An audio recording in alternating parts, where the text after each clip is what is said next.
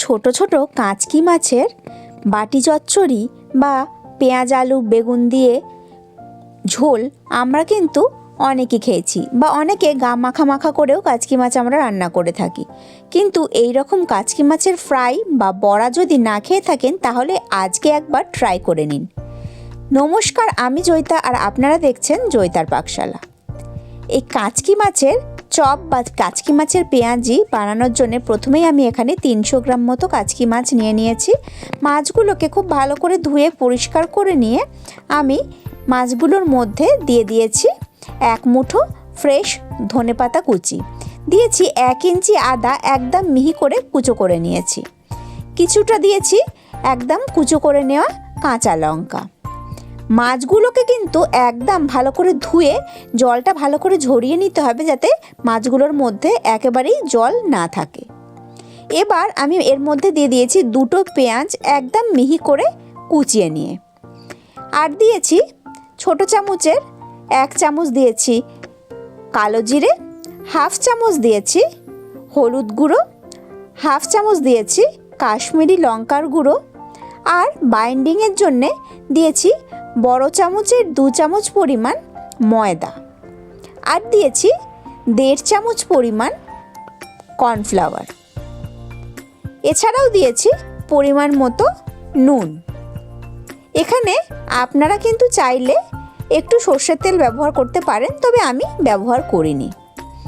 সমস্ত কিছু দিয়ে মাছটাকে খুব ভালো করে মেখে নিচ্ছি।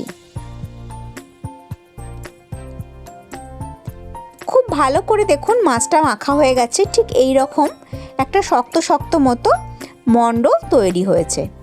এবার এই মাছগুলোর থেকে আমি ছোট ছোট বড়ার আকারে গোল গোল করে শেপ দিয়ে গড়ে নিচ্ছি।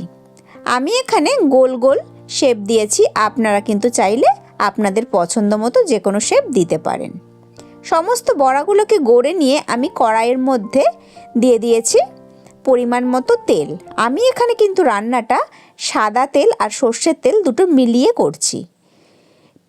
আমি এখানে 2 টেবিল চামচ সাদা তেল দিয়েছি, আর দিয়েছি 2 টেবিল চামচ সর্ষের তেল। দুটো তেলকে খুব ভালো করে মিশিয়ে নিয়ে আমি তেলটাকে ভালো করে গরম করে নিয়েছি। তেলটা ভালো মতো গরম হয়ে গেলে এবার ওই বড়াগুলোকে আমি একটা একটা করে তেলের মধ্যে ছেড়ে দিচ্ছি। তবে আমি কিন্তু একদম লো টু মিডিয়াম ফ্লেমে বড়াগুলোকে ভাজবো, যাতে ভেতরটাও খুব ভালোভাবে ভাজা হয়ে গিয়ে একদম মচমচে হয়ে যায়। হাই ফ্লেমে ভাজলে কিন্তু ওপরটা একদম মচমচে হয়ে গেলেও ভেতরে কাঁচা থেকে যাওয়ার সম্ভাবনা থাকে।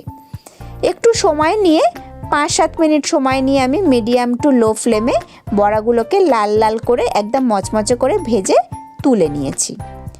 ব্যাস তৈরি হয়ে গেল আজকে আমাদের কাঁচকি মাছের পেঁয়াজি বা কাঁচকি মাছের বড়া।